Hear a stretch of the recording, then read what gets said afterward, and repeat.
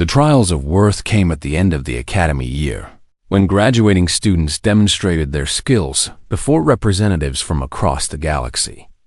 It was the most important ceremony at Vextar Prime, watched by millions throughout the coalition. Marcus stood with the other final year students in the massive ceremonial arena. Around them, the stands were filled with alien dignitaries, military commanders, and academy staff. Above, floating camera drones captured every moment for broadcast to hundreds of worlds. He still could not believe he was here. 6 months ago, he had been the Academy's weakest student.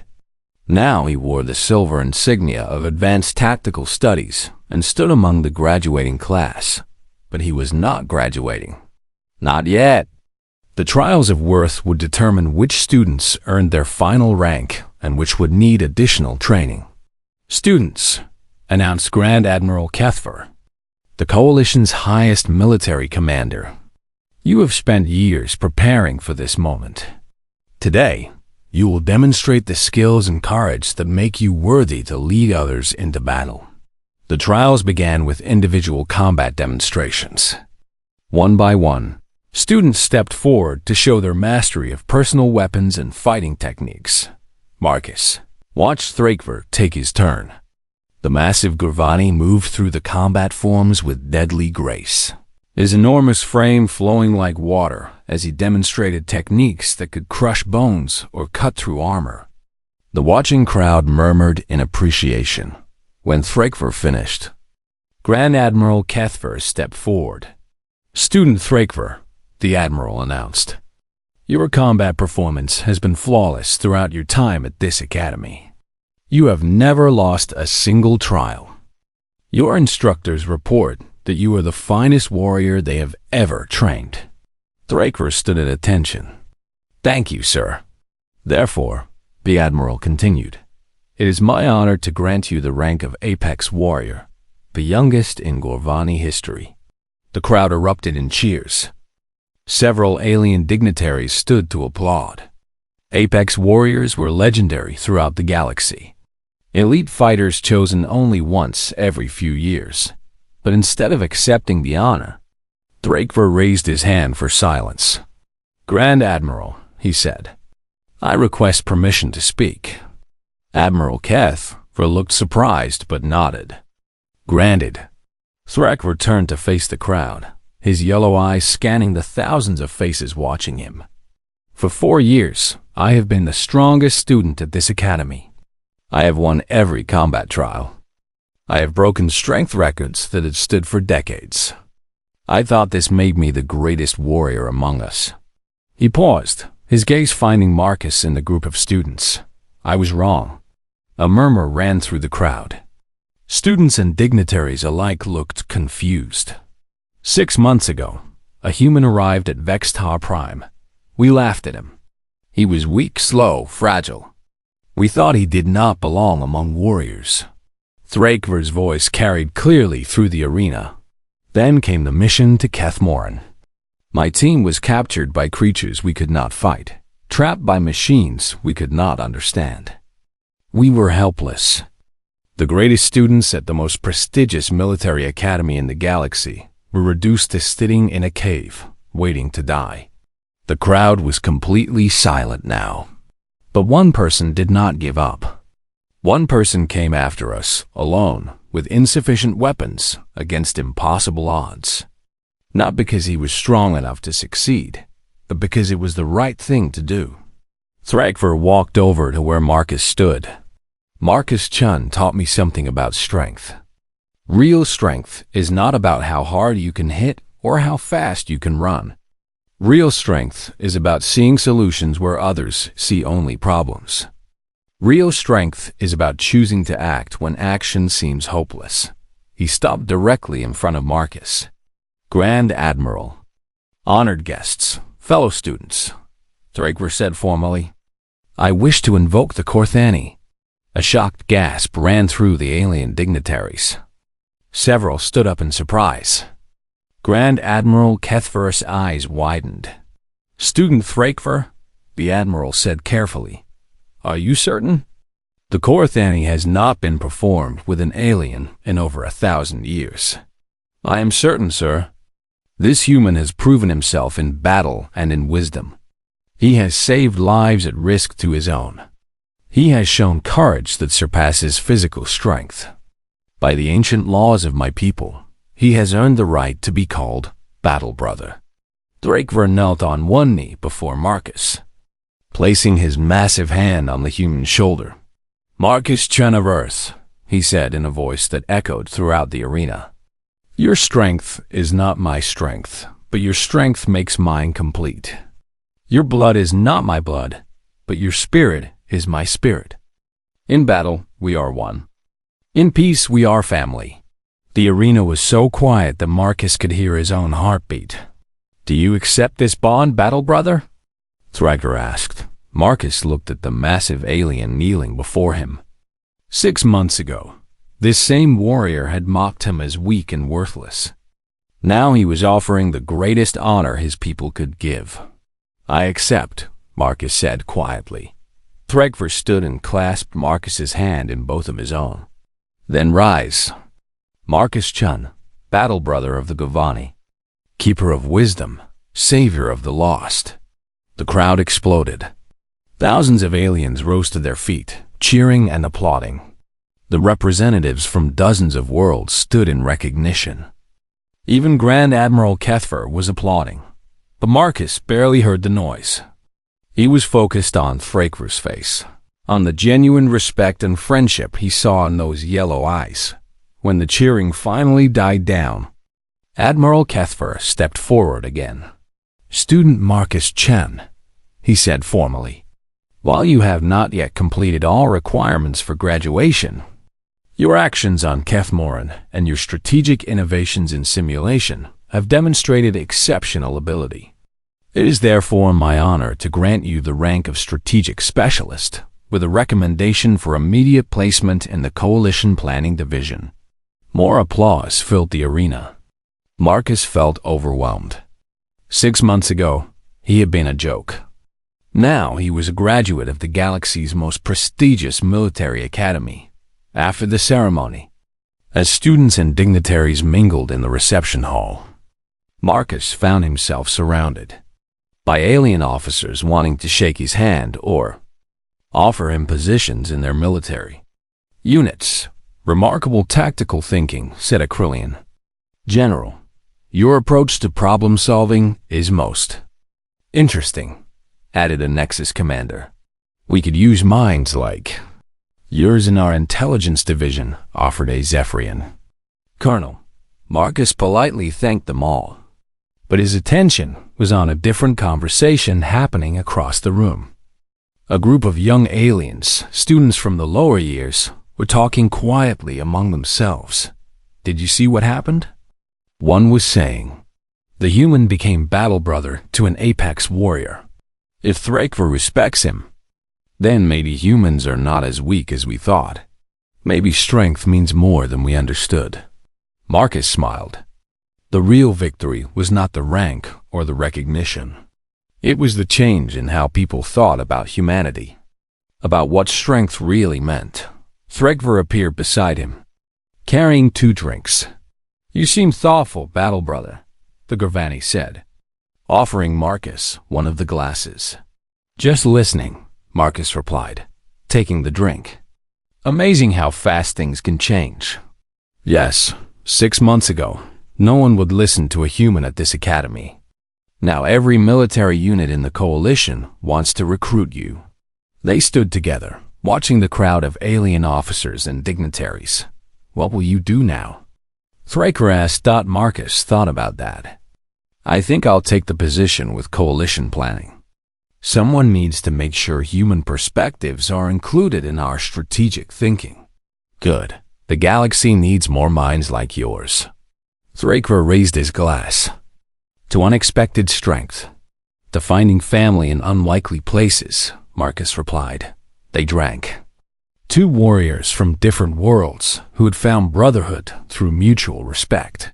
Across the reception hall, the young alien students were still talking about what they had witnessed. The story would spread throughout the academy then to other schools, then to other worlds. The story of how the weakest student at Vextar Prime became battle brother to its strongest. The story of how humanity's greatest strength was not physical power, but the ability to see hope where others saw only despair. The story of why, after today, no one in the galaxy would ever underestimate humans again. In the years that followed, Marcus Chen would become one of the coalition's most respected strategic planners. His innovative approaches to conflict resolution would save thousands of lives and prevent dozens of wars. But he would always remember this moment, standing beside his battle brother in a room full of allies, watching the galaxy learn a new definition of strength. And somewhere in the crowd, young aliens from dozens of worlds were learning that being different did not mean being lesser, that innovation mattered as much as tradition, that the smallest voice sometimes carried the most important message. The laughter had stopped. Now came understanding. And that, Marcus thought, was worth more than all the individual victories in the galaxy. The news of the Kef Morn rescue spread through Vextar Prime within hours of their return. 7 Academy students have been saved from certain death on one of the galaxy's most dangerous worlds. The official reports praised the entire rescue team for their bravery and quick thinking. But the real story was different. And everyone knew it. Marcus sat in the medical bay while doctors checked him for exposure to alien pathogens. Through the window, he could see other students gathering in small groups, talking quietly and looking in his direction. The whispers had changed. They were no longer mocking. The human went after them. Alone, he heard a Krillian student say, "With just a basic pulse rifle," added a Zephyrian. "Thrak. Vior has not spoken of what happened down there," said another voice. But something has changed. Marcus finished his medical exam and walked to the dining hall. For the first time in weeks, the conversations died down when he entered. Students watched him with curiosity instead of contempt. He got his food and looked for an empty table. Before he could sit down, Threkver appeared beside him. "Human," the Gravani said quietly. "Sit with me."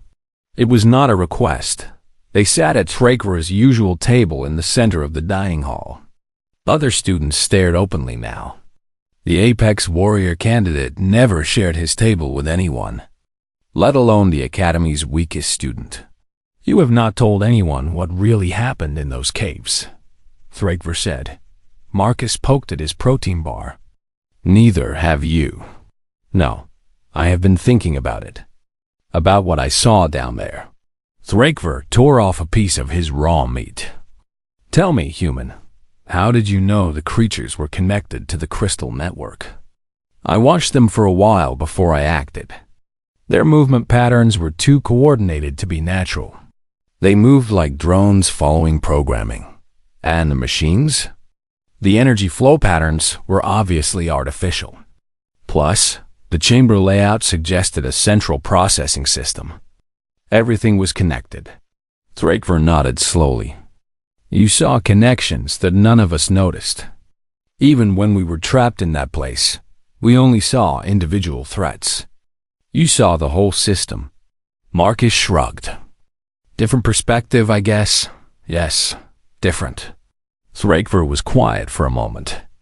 "I have been the strongest student at this academy for 4 years. I have won every combat trial, broken every strength record. I thought that made me the best warrior here." "You are the best warrior," Marcus said. "Am I?" "In those caves, my strength was useless. My combat training meant nothing. The most feared student in the academy was trapped like a helpless child." Threkver looked directly at Marcus. "But you were not helpless. You found a way to win." Marcus did not know what to say to that. "There is a strategic simulation tomorrow," Threkver continued. "Advanced combat scenario. Final year students only. I want you to participate. I'm not a final year student. You are now." "I spoke with Commander Velther. Given your performance on Kethmorn, you have been moved to Advanced Tactical Studies. Marcus blinked in surprise. I don't know anything about advanced tactics. No, but you know something else. Something we need to learn. Thrakver stood up. The simulation begins at 0800 hours. Be ready. The next morning, Marcus found himself in the Academy's main strategy center. The room was filled with the Academy's best students. All final-year cadets who would graduate as officers in various military organizations throughout the galaxy. Commander. Velther stood before a massive display screen showing a detailed star map. The scenario is simple, the commander announced. You are defending Research Station Omega against a fleet of enemy ships. Your defensive force is outnumbered 3-1. Your weapons are limited.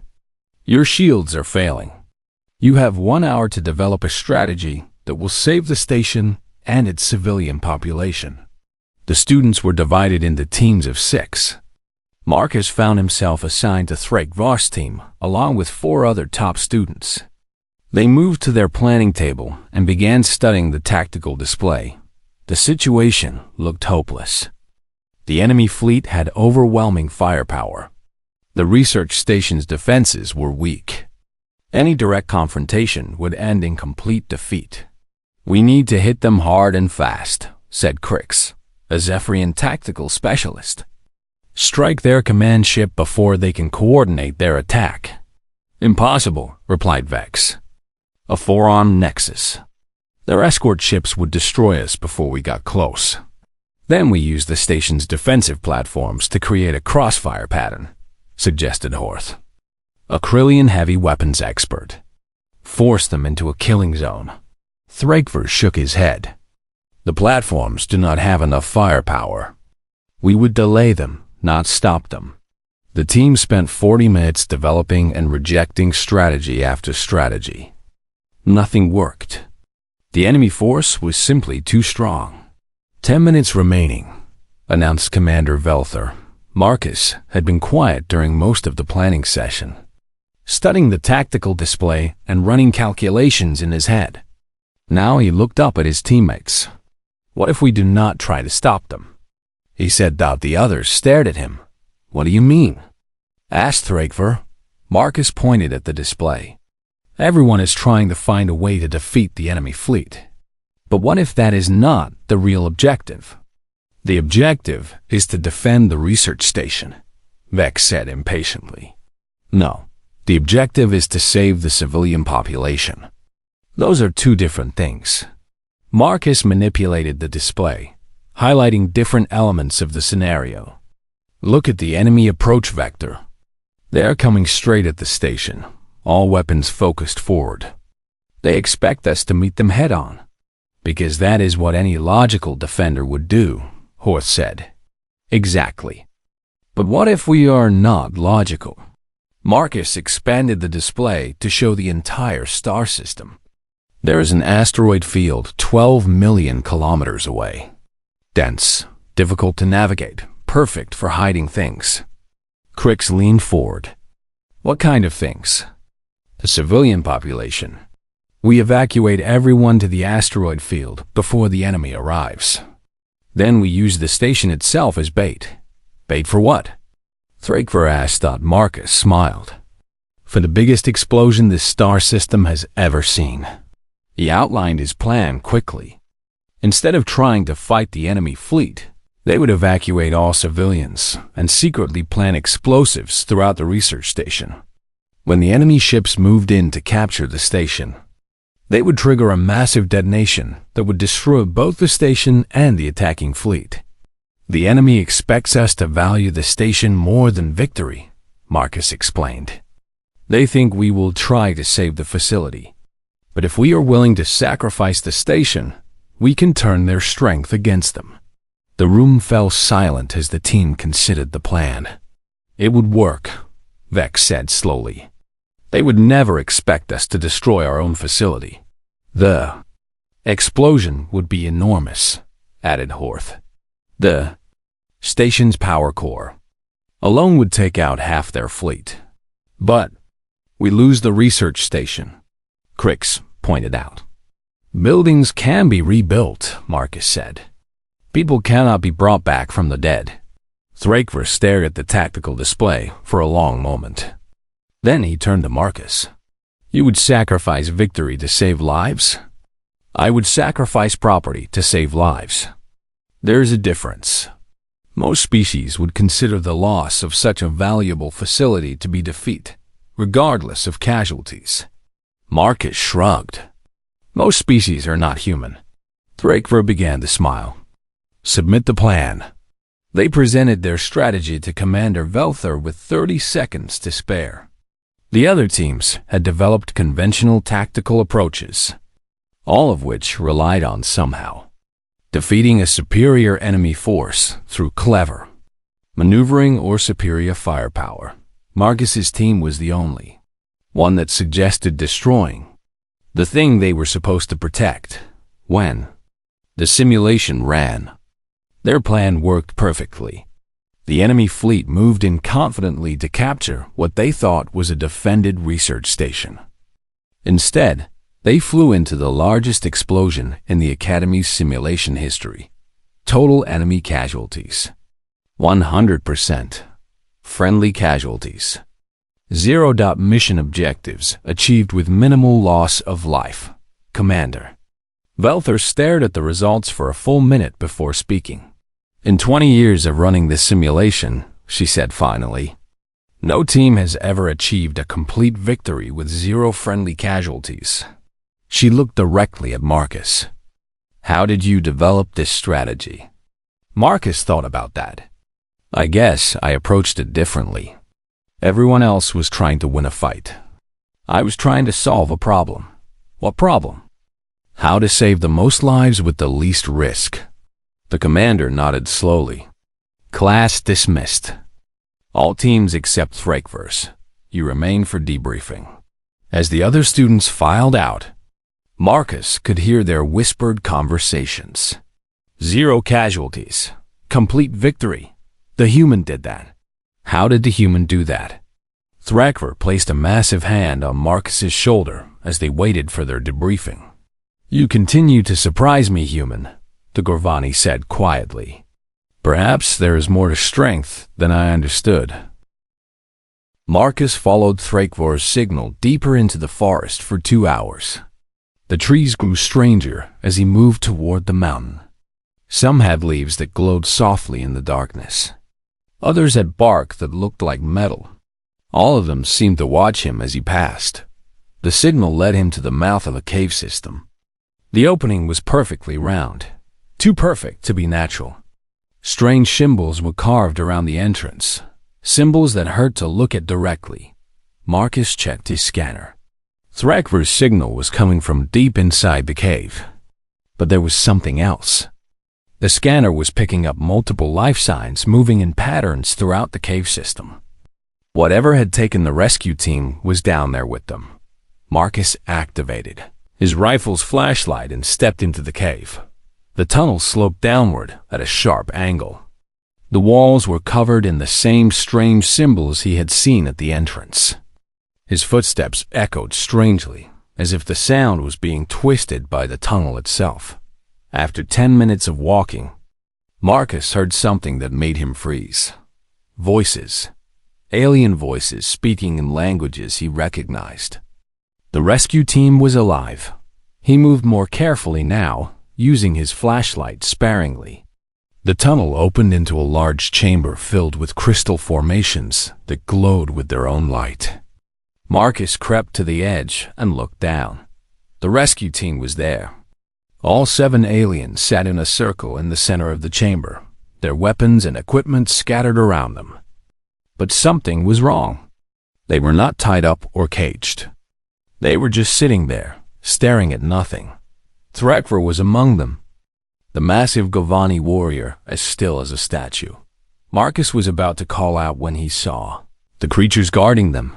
They were like living shadows, roughly humanoid in shape, but made of something that bent light around it. Marcus could see them, but his eyes could not focus on them properly. They moved without sound, drifting around the prisoners like smoke, void stalkers. Marcus had read about them in the Academy database, but seeing them was completely different.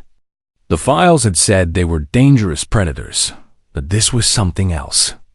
This looked like farming. Marcus studied the chamber more carefully. The crystal formations were not natural. They were arranged in specific patterns, connected by lines of metal that ran through the floor. Energy flowed through the connections, pulsing in a steady rhythm. The rhythm matched the breathing of the captured aliens. Marcus realized what he was seeing. The crystals were not just decorations. They were some kind of technology, and they were connected to the prisoners. The void stalkers were not just hunting for food.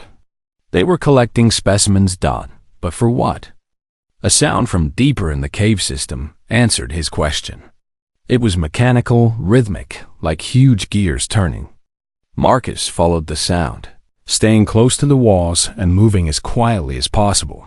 The tunnel led to another chamber, this one much larger. What Marcus saw there made him understand why Kethmoran was classified as a forbidden world. The chamber was filled with ancient machines. They were built from metal and crystal, covered in the same symbols he had seen throughout the cave. These machines were working. Energy flowed through them in complex patterns, and displays showed readings in languages that predated the Galactic Coalition by thousands of years. In the center of the chamber stood something that looked like a massive glass tank filled with swirling liquid. Things floated in the liquid. Pieces of organic matter, fragments of bone and tissue from dozens of different species. A resurrection device.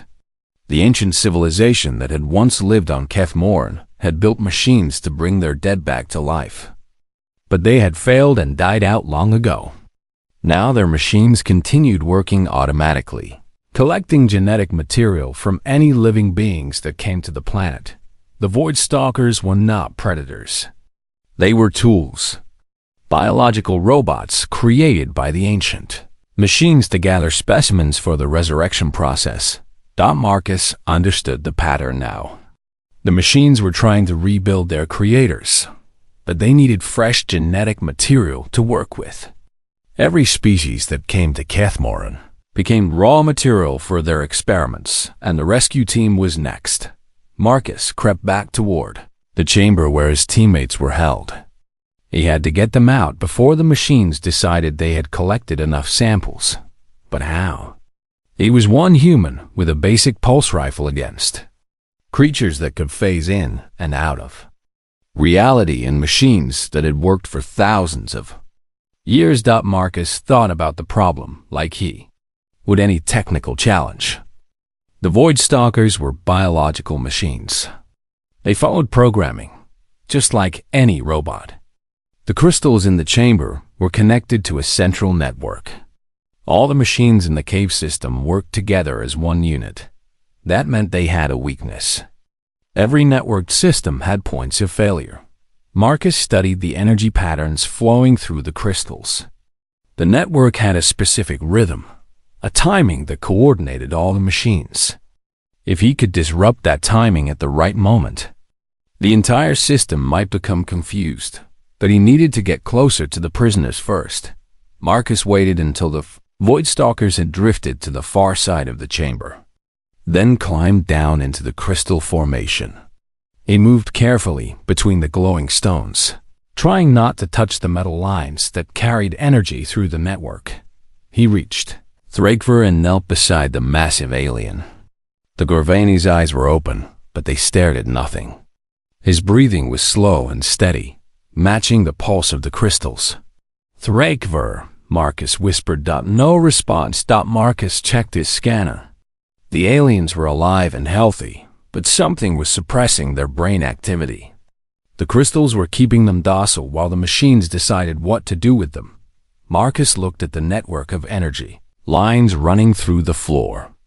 If he could overload one of the main connections, it might disrupt the entire system long enough for the aliens to wake up. But overloading the network would definitely get the attention of every Void Stalker in the cave system. Marcus checked his pulse rifle. He had enough power for maybe 20 shots against an unknown number of shadow creatures that could phase through solid matter. 20 shots would not last long, unless he made every shot count. Marcus found the largest energy connection near the center of the chamber. It was a thick metal line that seemed to carry power to all the other crystals.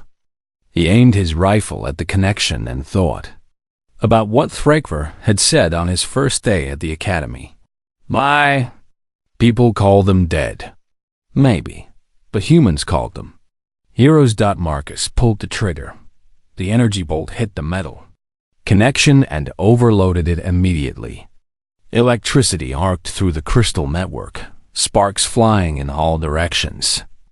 The steady pulsing rhythm broke apart into chaos. The effect on the prisoners was instant. The aliens blinked, shook their heads, and began to look around in confusion. The effect on the Void Stalkers was immediate too. They all turned toward Marcus at once, their shadowy forms becoming more solid as they prepared to attack. "Wake up!" Marcus shouted to the rescue team. "Get your weapons." Thrakvar's eyes focused on Marcus with surprise. "Human, how did you?" Later, Marcus fired at the nearest Void Stalker. His energy bolt passed right through it. "We need to get out of here now." The aliens scrambled for their weapons as the Void Stalkers closed in. But something strange was happening. The creatures were moving differently now, no longer coordinated. The disruption to the crystal network had confused them. Marcus realized something important. The Void Stalkers were not independent creatures. They were part of the network too. Without the central timing system, they could not phase properly. "Aim for the crystals," Marcus shouted. "Destroy the network." The rescue team opened fire on the glowing formations. Each crystal that shattered made the Void Stalkers more solid, more vulnerable. Soon the aliens were able to hit the creatures directly. The Void Stalkers dissolved when shot, fading away like smoke. "This way." Marcus led them toward the tunnel he had come from. Behind them, alarms began blaring throughout the cave system. The ancient machines had detected the damage to their network. They ran through the tunnels as mechanical sounds echoed around them. The resurrection devices were shutting down, but not before releasing more Void Stalkers to stop the escaping prisoners. Marcus and the rescue team fought their way through the cave system, destroying crystal formations whenever they found them. Each destroyed crystal made their escape easier. They reached the surface just as the sun was setting. Behind them, the cave entrance collapsed as the ancient machines finally failed completely. "How did you know?" Thrakvar asked as they walked back toward their ship. "How did you understand what those machines were doing?" Marcus thought about that. "I guess I looked at it differently. You saw dangerous predators. I saw a technical problem that needed to be solved." Thrakvar stared at him for a long moment. "You came after us alone, with insufficient weapons, against unknown enemies. Yes, that was extremely foolish. Probably. It was also—" Thrakvar paused, searching for the right word. "Courageous." Marcus looked at the massive Gorvani warrior. For the first time since arriving at the academy, he saw something other than amusement in those yellow eyes. He saw respect.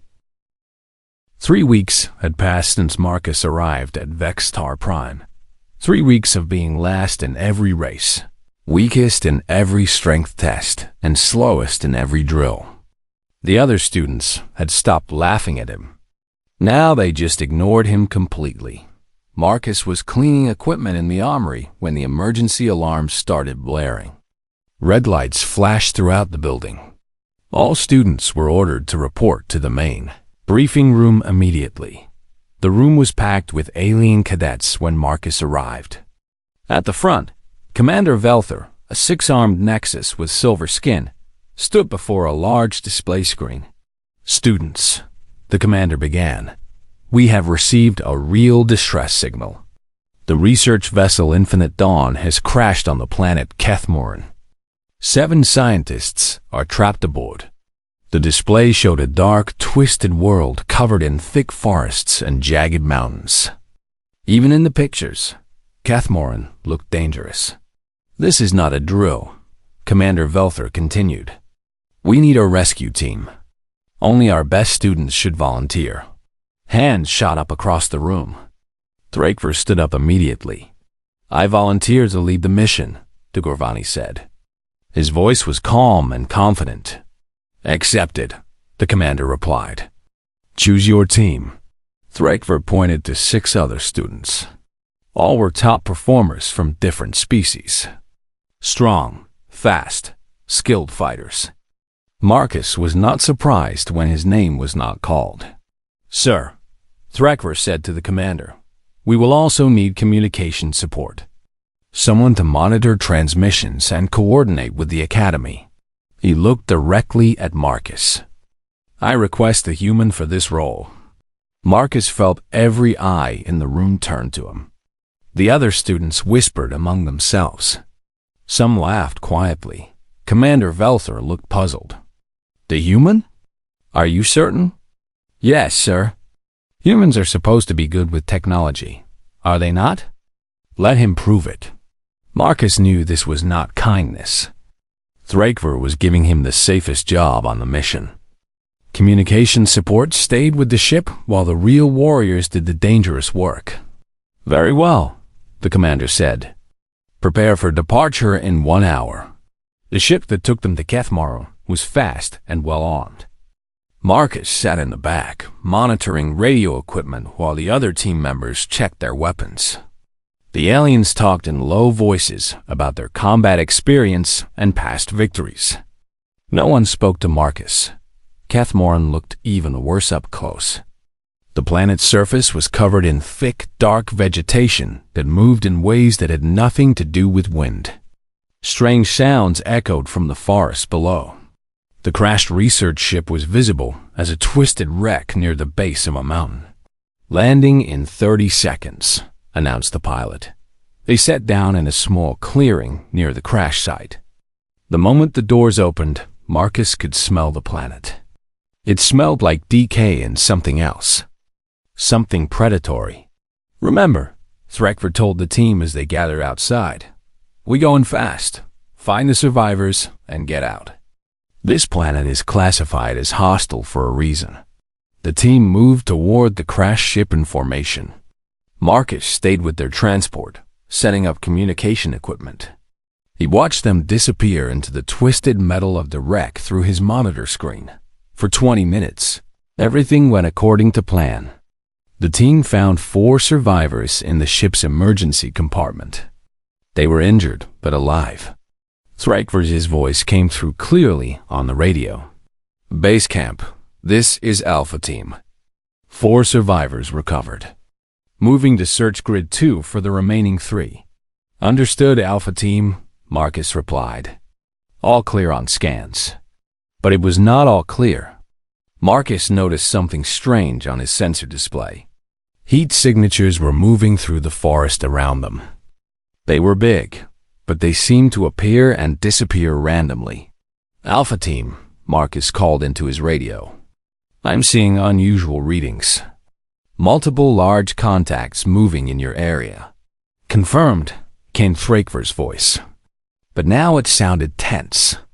"We see them too." Moving to... The transmission cut to static. Marcus tried to re-establish contact. "Alpha Team, respond." "Alpha Team, do you copy?" Silence. Then screaming came through the radio. Alien voices crying out in fear and pain. The sound of weapons firing. Something roared in the background, a sound unlike anything Marcus had ever heard. "Alpha Team," Marcus shouted into his microphone. "Alpha Team, respond." Through the static, he heard Thrakver's voice, faint and broken. "Base camp. Under attack. Something hunting us. Crescent Jinn are down. We're falling back, too." The transmission died completely. Marcus stared at his equipment. Every screen showed the same thing. No signals from any member of the rescue team. As far as his instruments could tell, they had simply vanished. He grabbed the emergency procedures manual and searched through it frantically. Protocol was clear. If contact was lost with a ground team, the support crew was to return immediately to base and report the situation. Marcus looked at the dark forest where his teammates had disappeared. 7 scientists were still missing somewhere on this planet.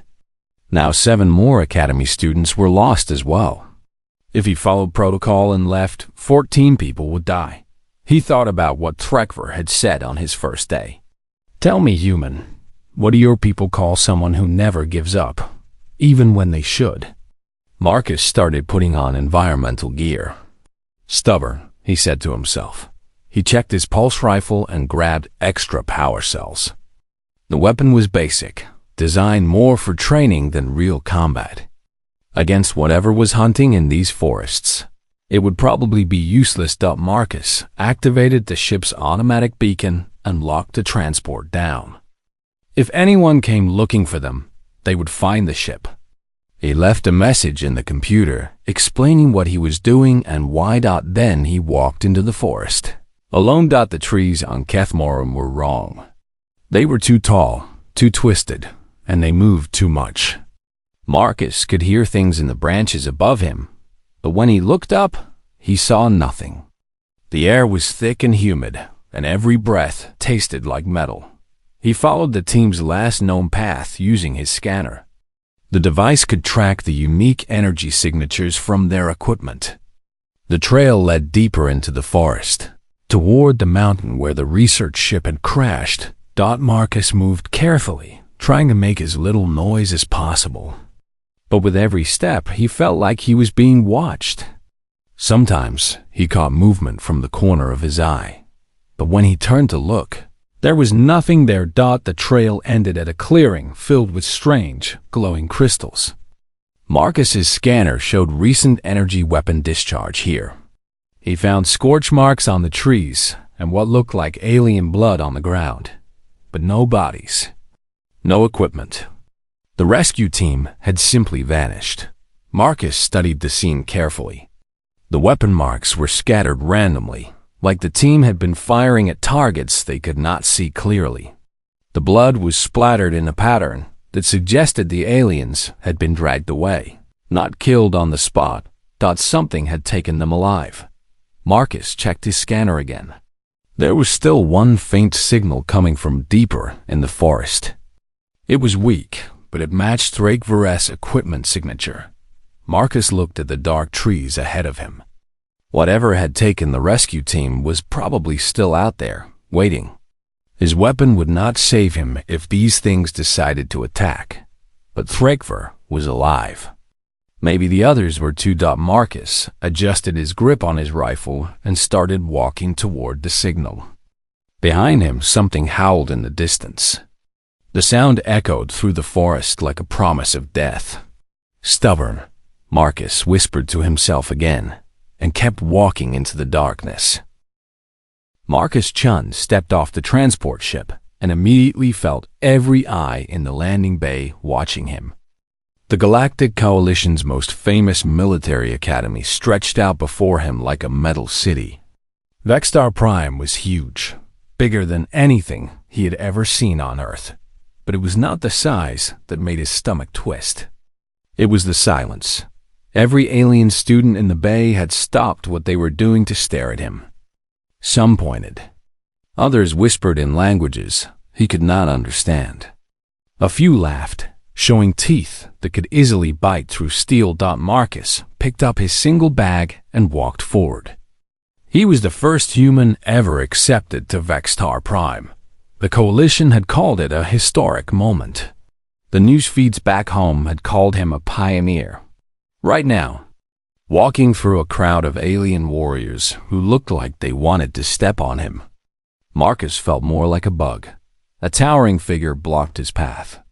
The creature stood over 12 feet tall, covered in thick gray plates that looked like natural armor. Its yellow eyes studied Marcus like he was something interesting it had found on its shoe. "So," the giant said in perfect standard, "this is what Earth sends us." I am Thrakvar of the Govani. You are the human. Marcus looked up at the massive alien. Yes, I'm Marcus Chun. Thrakvar's mouth opened, showing rows of sharp teeth in what might have been a smile. I have heard much about humans. They say you are weak. They say you break easily. They say you cry when hurt. He leaned down closer. Is this true, human Marcus Chun? The crowd of aliens had gathered around them now. Marcus could feel their eyes on him, waiting to see what he would do. Some were recording with their devices. Others were making bets in alien languages. I guess you'll find out, Marcus said. Thrakvar laughed. It sounded like rocks falling down a mountain. Yes, I think I will. He stepped aside. Welcome to Vextar Prime, little human. Try not to break on your first day. First day. The crowd laughed and began to break up. Marcus walked toward the main building, his face burning red. Behind him, he could hear Thrakvar talking to another student. 4 years I've been here, the Gorvani was saying. 4 years, and I have never lost a single combat trial. Soon, I will be the youngest apex warrior in my people's history. But this human? He will not last a week. Marcus kept walking. He had expected this. The human military had warned him that the other students would not be friendly at first. They had told him to keep his head down and work hard. They had told him that humans belonged at Vextar Prime, just as much as any other species. Looking around at the alien students, Marcus was not so sure. The next few hours were a blur of registration, room assignments, and medical checks. His room was small but clean. His roommate was a Zephyrian named Kix, who moved so fast that Marcus could barely see him when he walked. Kix spoke quickly too, in sharp clicks and whistles. Human slow, Kix said, appearing suddenly beside Marcus's bed. Human weak. Why human here? I don't know, Marcus said honestly. Kix laughed and vanished in a blur of motion. The first real test came during physical evaluation. All new students had to run through a basic obstacle course. Marcus watched the other aliens go first. They were incredible. The Krillians jumped 50 feet in a single leap. The Zephyrians moved like lightning. The Gorvani smashed through walls that were meant to be climbed over. When Marcus's turn came, the watching students began to whisper and point again. The course instructor, a stern Krillian with 4 arms, looked at his tablet. Human Marcus Chun, she announced. Begin when ready. Marcus started running. The first obstacle was a 30-foot wall. The other students had either jumped it or punched through it. Marcus looked for handholds and began to climb. The watching aliens laughed. Look at it struggle, someone called out. Is it broken? Asked another. Marcus reached the top of the wall after 2 minutes. The fastest alien had cleared it in 3 seconds. He jumped down and kept going. The next obstacle was a series of moving platforms over a pit. The other students had used their speed or strength to cross easily. Marcus had to time each jump carefully, studying the pattern. More laughter came from the crowd. The rope climbing section was worse. Marcus's arms burned as he pulled himself up hand over hand. Below him, he could hear the aliens making jokes about soft human skin and weak human muscles. He finished the course dead last. His time was so slow that the instructor had to check her equipment to make sure it was working correctly. When she announced his result, the entire crowd burst into laughter. Pathetic, said a Krillian student. My grandmother could do better. And she has been dead for 50 years, added a Zephyrian. Thrakvar stood at the back of the crowd, watching but not laughing. His yellow eyes followed Marcus as he walked off the course. That night in the dining hall, Marcus sat alone. The alien students filled the room with loud conversations in dozens of languages. No one tried to sit near him. When he got up to get food, aliens would step aside as if he might contaminate them. The food itself was another problem. Most of it was designed for alien digestive systems. Marcus found some protein bars that were marked as safe for carbon-based life forms and sat back down. Enjoying your meal? Marcus looked up. Thrakver stood over him, holding a tray loaded with what looked like raw meat. It's fine, Marcus said. Thrakver sat down across from him without being invited. You know, human, I have been thinking about you. Oh? Yes. I have been wondering why the Coalition would send something so weak to a place like this. Perhaps it is a joke. Perhaps they want to see how long you last before you run home crying. Marcus met the alien's yellow gaze. Maybe they sent me here to learn something. Learn what? How to lose. Thrakver tore off a chunk of raw meat with his teeth. You failed every test today. You are slower than our youngest students. You are weaker than our maintenance robots. What exactly do you think you can learn here? Marcus thought about that. I don't know yet. Thrakver laughed again. Honest, at least. Most species would make excuses. He leaned forward. Tell me, human, what do your people call someone who never gives up, even when they should? Stubborn, Marcus said. Interesting. My people call them dead. Thrakver stood up. Sleep well, Marcus Chun. Tomorrow will be much harder than today. As the Gorvani walked away, Marcus finished his protein bar and looked around the dining hall. Every alien in the room was bigger, faster, or stronger than him. Every one of them belonged here more than he did, but he was here anyway. And tomorrow, no matter how hard it was, he would still be here. Maybe that would have to be enough.